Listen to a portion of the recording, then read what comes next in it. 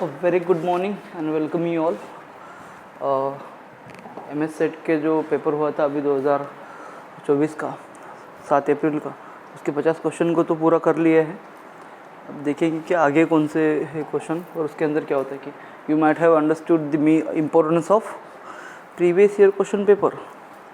सो उसके ऊपर फोकस करना बहुत ज़्यादा ज़रूरी है। 24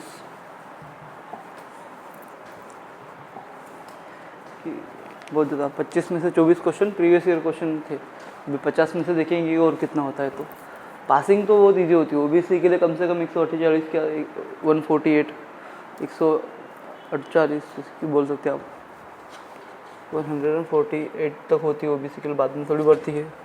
ओपन के लिए थोड़ी डिफ़िकल्ट है।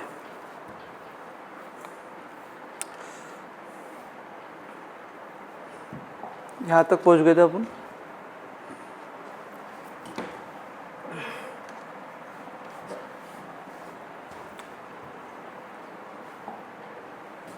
तो आ जाइए इधर, might take some time. Okay, let's do it. चलो तो फिर शुरू करते हैं।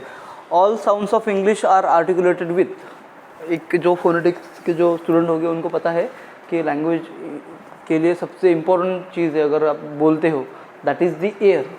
सो यहाँ पे आता है कि बोला जाएगा, यहाँ ये क्वेश्चन चैलेंज करने जैसा है कि all sounds of English are articulated with. तो इसका जो मेथड दिया गया था उन्होंने, pulmonic egressive air stream mechanism. ये तो ठीक है, ये इंग्लिश के लिए लागू होता है, सब ठीक है।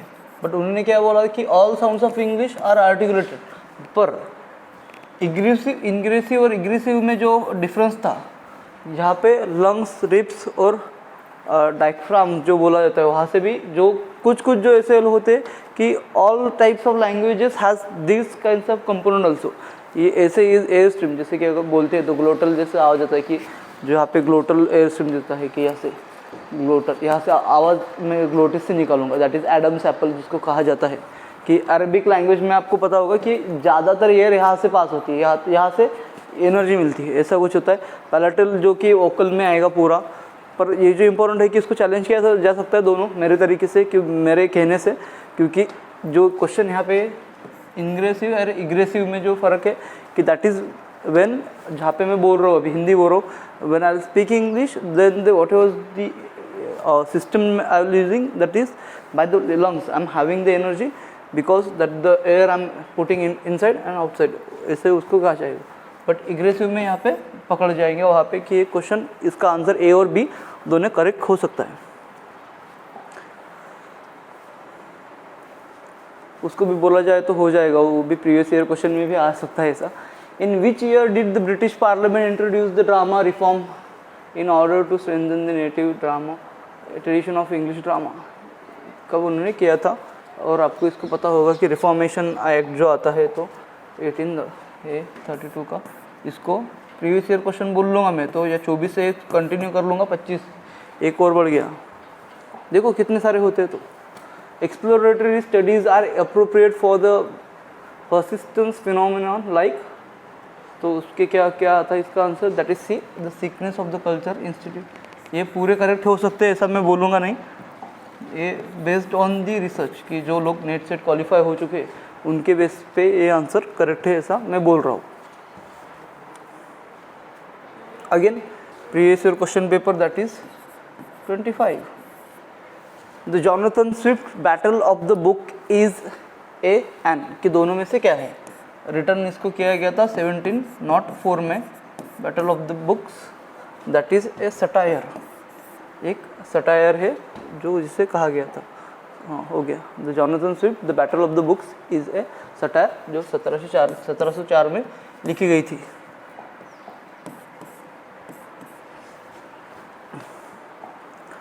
For the deconstructionist meaning result from, अगर जब डिकंस्ट्रक्शन को देखोगे आप, स्ट्रक्चर की या फॉर्मुलिस्ट को देखोगे, so they focus more on the structural pattern of the text. But here in the deconstruction में क्या होता है कि ऑथर को बहुत बाजू में रख दिया जाता है, टेक्स्ट को देखते हैं कि इसके क्या क्या मीनिंग होता है। So free play of words, कि उसकी मीनिंग क्या क्या निकल सकते हैं, इस पे जोर दिया जाएगा। मैं अगर इसको भी कंसिडर कर लूँ ना, इसको थोड़ा तोड़ मरोड़ के लाया है, पर फिर भी ये आंसर, जैसे कि इसको प्रीवियस ईयर क्वेश्चन कंसिडर कर सकते हैं, पर जाने दो, बहुत ज़्यादा हो जाएगा फिर, इससे तो करना ही पड़ेगा। देखो प्रीवियस ईयर क्वेश्चन पेपर की अहमियत आपको अभी पता चलेंगी, क्यों करना ज़रूरी है। मेजर एरिया भी दिखते हैं और सेम क्वेश्चन पूछे जाते हैं। Jawaharlal Nehru glimpse of world history, जो ग्लिम्पस ऑफ वर्ल्ड हिस्ट्री उन्होंने लिखा गया था, was written serially in the forms of letter, और वो कब लिखे गए थे?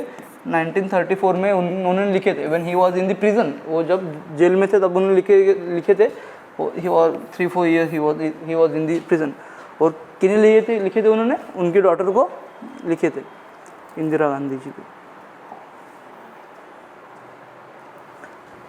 26 caste hierarchy and gender hierarchy are the organising principle of the brahmanical society order and are closely interconnected. The conceptualized terms for the exploring this relationship as used by the feminist historians like Uma Chakravarti उन्होंने किया था। तो उनको जो बोला गया था, उन्होंने जो टर्म दी गई थी, that is brahmanical patriarchy, the one who has the right, जो जिसे फादर के पास होती है, the works she has written, that is the term she has given in the 1993। Basically इसे अगर बोला जाए तो ये सेंस फिलोसोफर में आएगा, जो हेजीमोनिक जिसको बोला जाता है कि सेंस के लाइफ के बारे में बोलता है, तो दोनों भी होगा। बट ही हैज संत साहित्य, जो साधु ने लिखा गया एक वर्क है। PM नित्यानंद जी महाराज जिन्होंने एक वर्क लिखा है, long days, that talks about a novel, एक कैंपस है जो यूनिवर्सिटी के बारे में बोलता है। And we have studied that the campus novels are where some sort of university will be there. Gothic को तो पता है अपने को, अभी क्वेश्चन आया था मेरी वुल्सनक्राफ्ट का, उसको कर लिया। एपिस्टोलियल नॉवल तो नहीं हो सकती, 2018 में इसको पब्लिश किया था, अभी रिसेंट की है। देखो सिलेबस का क्वेश्चन तो कुछ भी नहीं, जो भी पढ़ मिलेगा वो सिलेबस से। 26 के बाद ये 27 27 क्वेश्चन हो गए पूरे रिटर्न। क्या? Previous. Who is the narrator in the Browning's my last duchess? कौन है जो मिलने को आता है उसको? The duke of Ferrara is writing something that he says very important line that and I make command and all the things stopped because he was praising her, उसकी duchess को, but she was not giving the importance to the necklace he gives, जो 900 साल पुराना उसको necklace देता है, फिर उसको कुछ भी ऐसा एक्स्ट्रा फील नहीं होता, वो उसको वही फील होता है जैसे कि एक आधा कोई माली उसको फूल लगा के तोड़ दे। So she was not understanding the things, और उसको जेलेसी में वो उसको ख़त्म कर देता था। वहीं पे लाइन आती है कि all things get silence with my command. दर्द आशिक मार दिया बेचारे ने। फिर से देखो 27 के बाद यहाँ पे 28 आएगा। मैंने यहाँ पर मेंशन भी किया था, फर्स्ट वीडियो मेरा देखो जाके 2016 का, वहाँ पे बात मेंशन की थी मैंने। Woman is not born but made, यह एक वर्क था, that is the second sex. मैंने ये भी बोला था कि क्वेश्चन था कि who is the Pioneer of feminism पूछा गया था, वो यहाँ ऐसे क्वेश्चन आते हैं। That is why analysing the question paper the most thing कि सिमोन द ब्यूअर का एक वर्क है, that is the second sex, और उन्होंने बोला था woman is not born but made, जैसे कि उसका मीनिंग आता है। देखो 28 तो हो गई है। फिर what should be the researchers primarily do for the formulating a research problem? Researcher ने क्या करना चाहिए? सबसे बड़ी चीज़ सबसे ऊपर आएगी कि कंसल्ट विल उसने कंसल्ट करना चाहिए उसकी गाइड के साथ। हाँ करना चाहिए, ठीक है। एक मुद्दा आ गया, डिस्कस विद एक्सपर्ट, हाँ एक उसके गाइड के साथ, तो एक्सपर्ट के साथ भी उसने कर लिया। Discuss with the co researcher, हाँ उसके साथ उसको भी कर लिया। But the relevant of the literature will be the higher point, so उसको सबसे ऊपर रखो। इसके हिसाब से उसका आंसर आएगा कि ए, जो review of the relevant literature है उसका, उसके अंदर से फिर उसको प्रॉब्लम दिखेंगी रिसर्च में क्या क्या प्रॉब्लम चल रही है, तो फिर उसके ऊपर रिसर्च करेगा। 27 इसको भी अगर प्रीवियस ईयर में लिया जाए तो हो सकता है, क्योंकि बेसिक क्वेश्चन है, क्योंकि रिव्यू ऑफ लिटरेचर बोल के जो टर्म आता है वो सबसे ईजी है। फिर से 27 जो हुए थे उसके बाद में 28, इसको मैं 28 कर दूंगा। फिर previous year question paper, Neeraj Chaudhuri the autobiography of unknown Indian is dedicated to, ये क्वेश्चन पूछा गया है बार बार। Memory of the British empire, he was called as an imperialist, उसको बोला गया था कि that he was praising the British government. तो ये क्वेश्चन पूछा जाता है। 28 हो गए, मुझे भी पता नहीं, गिनती मेरी कम ज़्यादा होती होगी, तो आप ध्यान रखो। अगेन देखो, क्वेश्चन कहीं पे नहीं जाते, क्वेश्चन कहीं पे नहीं जाते, वही पूछते आपको बार बार। ओके, एक बार, हाँ ठीक है। Who is the first American dramatist to ever receive the Nobel prize, कि कौन सा है? अगर आपको पता है तो इनमें से कोई पुलिट्जर प्राइज़ वाले हैं, बुकर प्राइज़ वाले हैं, पर इसमें से कोई ले चुका नहीं है। बट अगर आपके पास अगर ये भी होती, या नेट सेट के क्वेश्चन पेपर देखो, आपको यूजीन ओनिल तो आपको मिल ही जाएंगे आराम से। तो ये क्वेश्चन भी, इसको भी ले लेता हूँ मैं। 29 हो गए। ये क्वेश्चन तो ये है ही, इसको भी डाल लेता हूँ। इजी क्वेश्चन पूछ रहे हैं आपको, बहुत सिली जैसे क्वेश्चन की पूछा गया है। 30 इतने इजी क्वेश्चन तो होना। Which of the following does Pope belongs? Pope belong, I think I made mistake there, इसमें कि रोमांटिक में तो नहीं होगा। फिर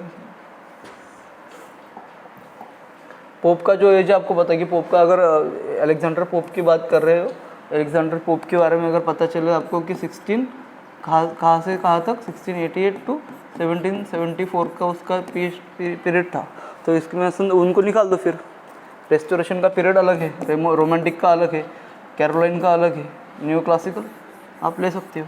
न्यू क्लासिकल में जैसे कि सटायरिस्ट में फेस था कि इनके साथ में जो जॉन ड्राइडन का एज है उन्होंने बोला था, सॉरी इसमें थोड़ा सा कन्फ्यूजन, मुझे लगा डज नॉट है क्या, that's why reading the things important. आप मेरे से, आप कोई गलती हो सकता है, आपसे होना लाजमी है।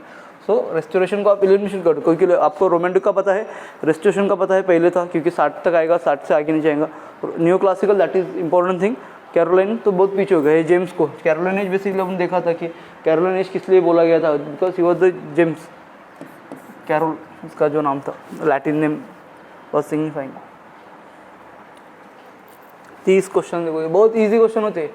Vowels of English are produce with, vowels को बोला है, वॉवेल्स A-E-I-O, अगर मैं इसको प्रोनाउंस कर रहा हूँ ना, तो यही जो वॉवेल्स है जितने भी इंग्लिश में दिए गए हैं, बेसिकली 44 पूरा डब्बा आता है। फिर उसके अंदर के जो 20 वॉवेल्स होते हैं उनको प्रोड्यूस करने के लिए जब मैं A-E-I-O बोलूँगा, तब मेरा जो मुंह होएगा पूरा का पूरा खुला रहेगा, उसके अंदर पूरा कहीं पे भी डिस्टर्बेंस नहीं होगा एयर का।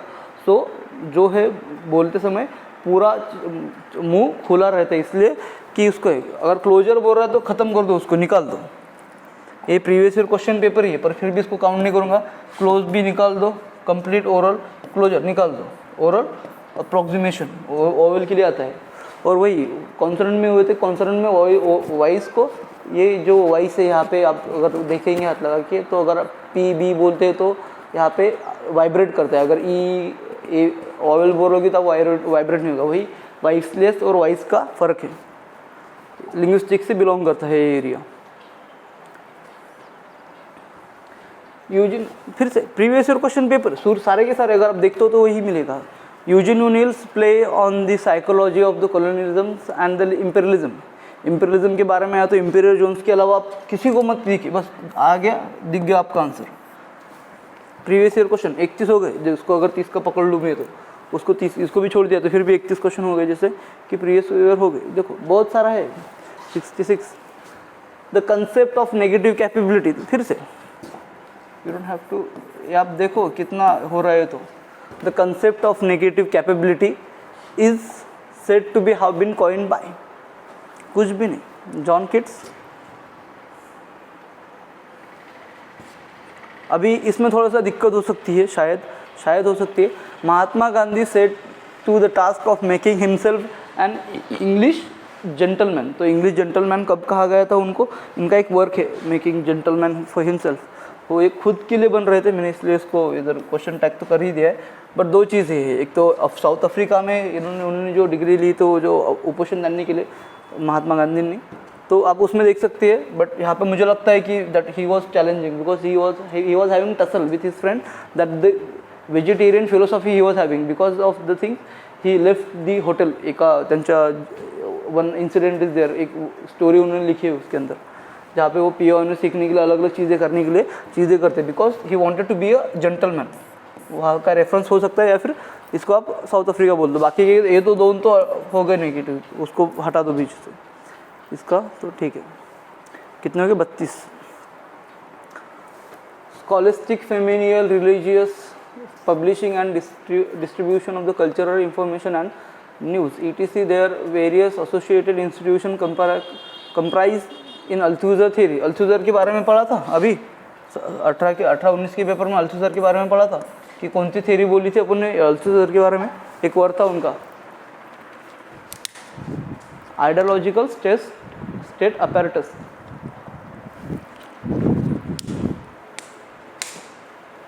क्योंकि अल्थुज़र की ज़्यादा कुछ थ्योरी नहीं है, तो आप उसी को देख के चल सकते थे, आप उसको एलिमिनेट कर सकते थे, या फिर देखते समय जब आपको आंसर आता है वो ऐसा आप कर सकते थे।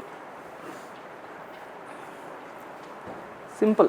अगर आपने ये भी पढ़ा है, ये क्वेश्चन रिचर्ड ऑफ द जो अर्थ है जो आता है वर्क 1960 जो वन का जो वर्क है उन्होंने लिखा हुआ, वो डील करता है 33 क्वेश्चन अभी तक तो आ चुके हैं। डायरेक्ट बोल रहा हूँ, बाकी के तो तुक्के तो जो रेफरेंस उनके जुड़ते हैं उनको तो मैंने अभी तक हाथ भी नहीं लगाया। 33 डायरेक्ट क्वेश्चन जैसे आते हैं कि बस थोड़ा सा फर्क है उनके बीच में। That talks about the post colonialism. What is the main object of the fundamental research. Fundamental research में मेन ऑब्जेक्ट क्या होता है? फिर इसका आंसर क्या? To solve the social problem, education problem, commercial ना, advance in the frontiers of the knowledge. बड़ी से बड़ी टर्म को यहाँ पे लेंगे, सॉल्व द सोशल प्रॉब्लम में तो इसमें फंडामेंटल में नहीं आएगा। क्या होगा?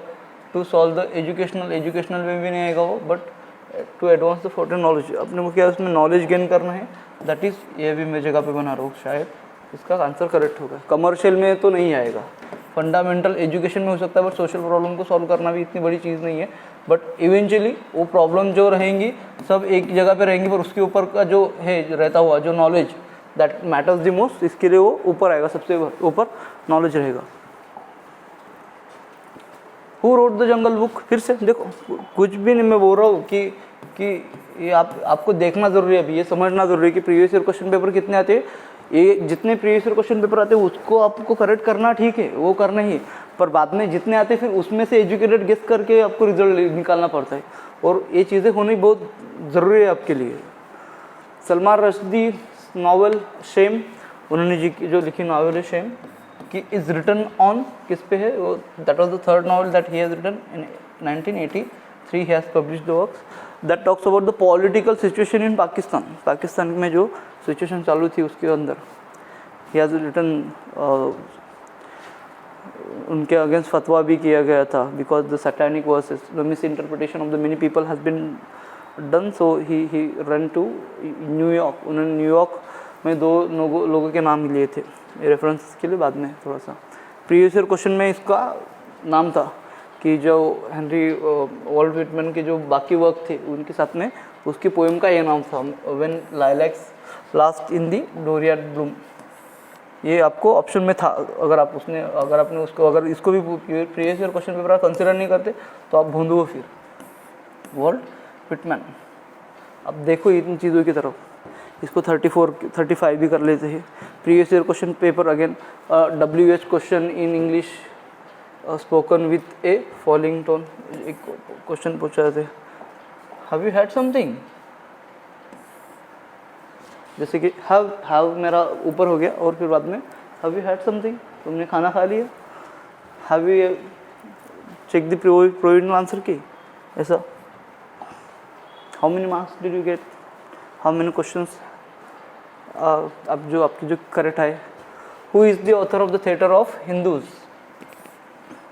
ये जो वर्क लिखा है विल्सन ने, दैट इज़ इन 1871 में उन्होंने लिखा गया था एक बार। मिथ क्रिटिसिज्म, देखो फिर से क्वेश्चन बहुत सारे इजी क्वेश्चन होते हैं, मुझको नंबर भी पता नहीं मैं क्या क्या लिख रहा हूँ, तो क्योंकि 36-35 के आसपास थे। जैसे John Northrop Frye, that is he is a Canadian critic, उनको बोला जाता है। मिथ क्रिटिसिज्म, जॉन क्रोरासन को यहाँ पे ख़त्म कर सकते हो आप। फोकोट में डॉक्टर सैमुअल जॉनसन का तो यहाँ पे कोई मतलब ही नहीं आता, देखो दोनों में भी आता है, तो यहाँ डिस्कोर्स की तो बात ही नहीं चल रही। फोकोट क्या करेगी वहाँ पे?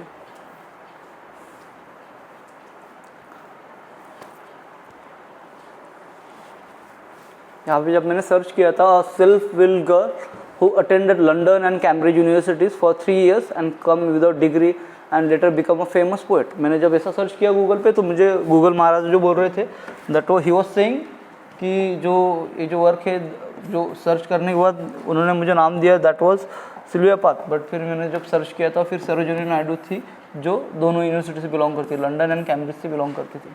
तोरू दत्त को आप एलिमिनेट कर सकते हो, that is she is a Bengali writer, अपने को पता है, she is the first. Sarojini Naidu, उनको यहाँ पे एक जो खिताब दिया गया था, कौन सा खिताब, nightingale of India, that you have to remember things. Which of the following text is mention in the, देखो फिर से क्वेश्चन वही आएगी कि उसमें बस मेंशन कौन सा गया, उसके अंदर थोड़ा डीप क्वेश्चन आ गया। विच of the following text is mention by the Edward said in culture and imperialism, कि जो बोला गया था, मुझे लगा 93 में, शायद 93 में पब्लिश है वर्क। तो as a prototype of modern realist novel and certainly not accidentally it is about a European who creates a film for himself on a distance non European island, कि ऐसा ऐसे इंसान की बात कि आपको मतलब कुर्स की बात कर रहे हो, that is in the heart of darkness. 1895 में जो वर्क लिखा गया था जोसेफ कॉनरैड के साथ, 1895 में जो वर्क लिखा गया था जोसेफ कॉनरैड ने, that is mention in here. Green studies, इसमें तो बताने की कोई ज़रूरत नहीं है, प्रीवियस ईयर क्वेश्चन भी कंसिडर करो इसको, या फिर आप देखो इको क्रिटिसिज्म, वेयर इकोलॉजी के बारे में बात की जाएंगी।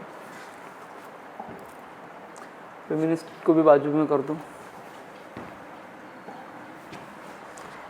पैसेज को मैं हाथ नहीं लगाऊंगा, मैं छोड़ रहा हूँ पैसेज को, क्योंकि whatever the questions I might have clicked could have been the different answer by the university. तो मैंने यहाँ पे जो रीड किए उसके मैं बोल रहा हूँ कि रोमांटिक डिस्पोजिशन हो सकता है, मैं बोल रहा हूँ हो सकता है, मैं पक्का नहीं बोलूँगा।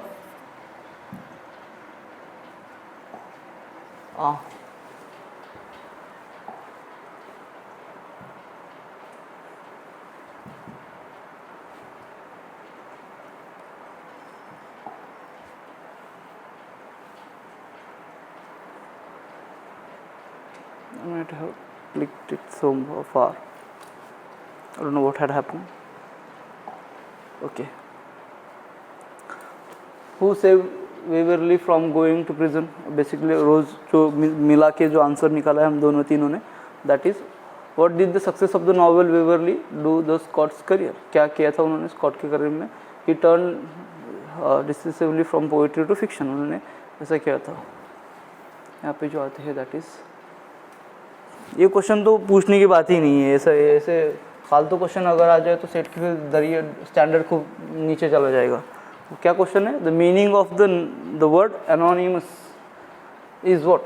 अगर आपसे इतना भी अगर करेक्ट नहीं होता, देखो अभी तक जैसे अगर बोला जाए तो 38 के पास तो आ गए होगी कम से कम प्रीवियस ईयर क्वेश्चन पेपर में। आगे फिर से वही कि what is the main motive of the research. Main motive of the research के बारे में अगर बोल रहे तो क्या होगा मेन मोटिव रिसर्च का, कि सबसे पहले तो अपन ऊपर की चीज़ों को देखेंगे, छोटी से लेकर बड़ी चीज़ क्या होगी। Main motive to desire to be self service की, सोसाइटी की रिसर्च सबसे जो सर्विस होगी वो सबसे ऊपर होगी। एक क्यूरियोसिटी होनी ज़रूरी है, एक इंसान के पास क्यूरियोसिटी चलो कर लेगा, स्टडी फॉर मोर नॉलेज, उसको नॉलेज भी मिल जाएगा, उसका क्यूरियोसिटी भी है, और या शायद वो न्यू टेक्निक्स भी डिफाइन कर दे, but that the service he will give to the society will remain more, that will be bigger thing. ऐसे क्वेश्चन तो आप लॉजिकल से ही ख़त्म कर सकते हो। Salman Rushdie the jaguar smile is an a travelogue basically बोला गया है उन्होंने, उनके जो travelling, he was travelling here and there, उसके यहाँ पे मेंशन होता है। नॉन फिक्शन बेसिकली ऐसे में टर्न होता है। पूरे से प्रीवियस ईयर क्वेश्चन मैं बोलूँगा इसको, क्योंकि वही चीज़ें दिखेंगी।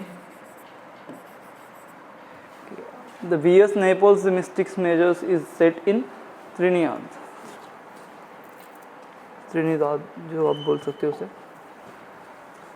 विच of the following poems was not written by John Donne, और इसको 2-3 बार देखा है, वो है 2-3 बार previous year question paper. Again good morning पता है, एक्सरसाइज पता है, हिम्स टू क्रिस्ट पता है, the definition of love bye Marvel, Andrew Marvel. From the following list, select the authors who commented critically on the limitation of Indian scholarships on the drama of India. ऐसा मुझे लगता है जो that knowing something intuitively कि आपको पता है कि यही हो सकता है, जो मेरा दिल चिल्ला चिल्ला के मुझे बोल रहा है कि that is M.H. अब्राहम, इन्होंने ऐसे कहा है. नाउ ये तो लीव करता हूँ मैं कि दैट स्टिल क्वेश्चन मैंने जैसा बोला है कि नॉट श्योर इसका आंसर क्या होगा. तो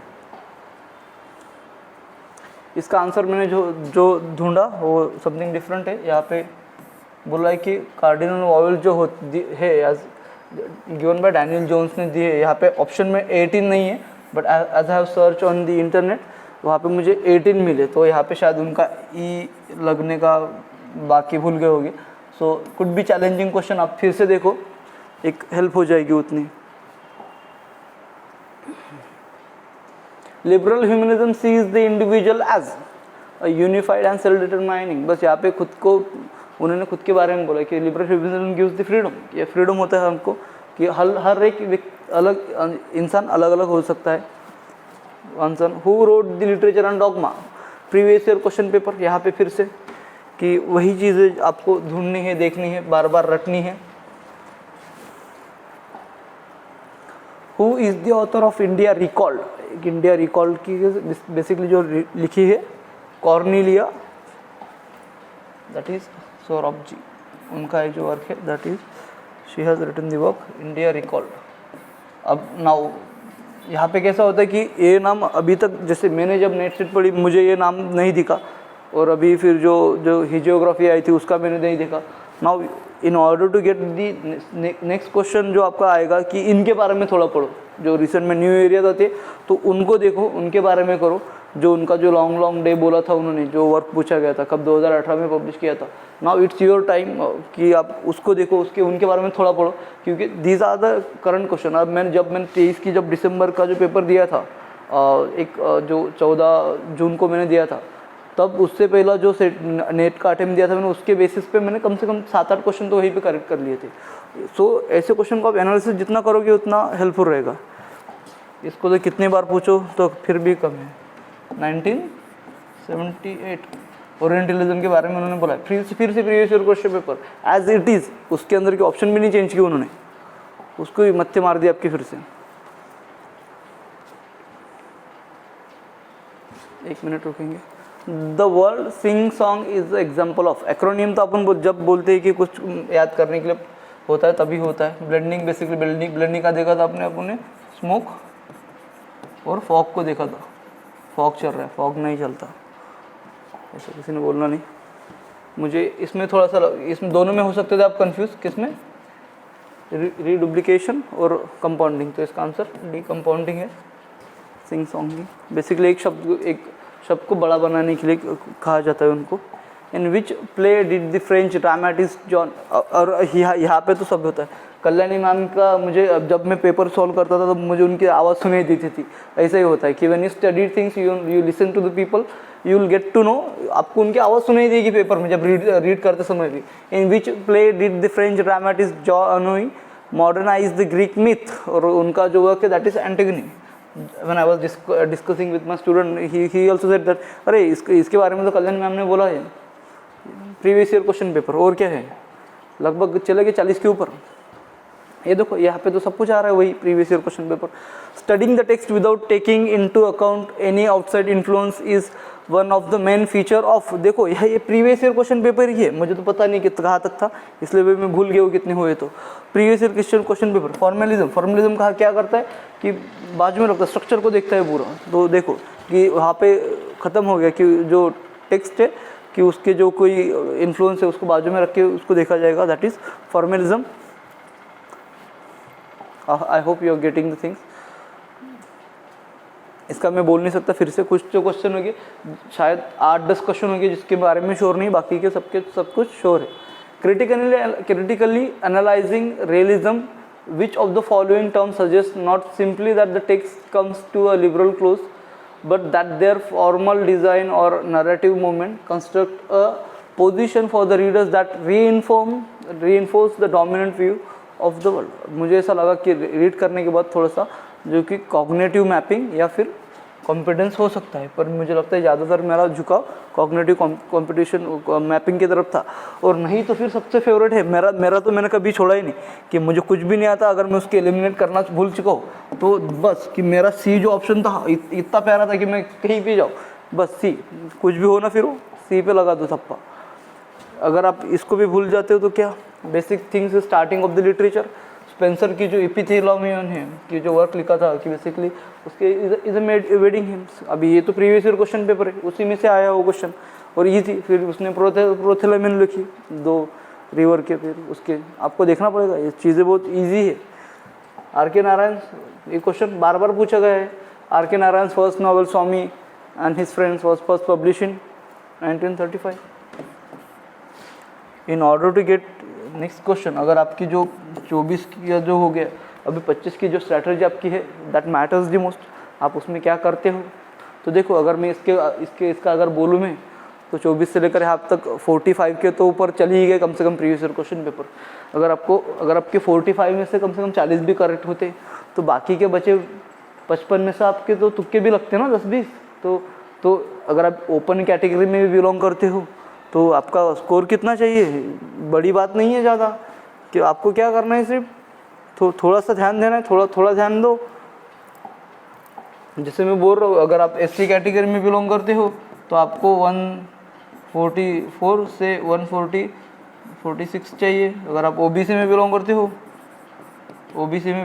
तो आपको 148 चाहिए पासिंग के लिए, या फिर 50 कर लो फिर उसको। अगर आप ओपन में हो तो आपको फिर कितने चाहिए, 166 से लेकर 168 के आसपास, ये डिफरेंस है। अगर एसटी का है तो उसको और कम कर दो, 2-3 मार्क्स से कम कर दो।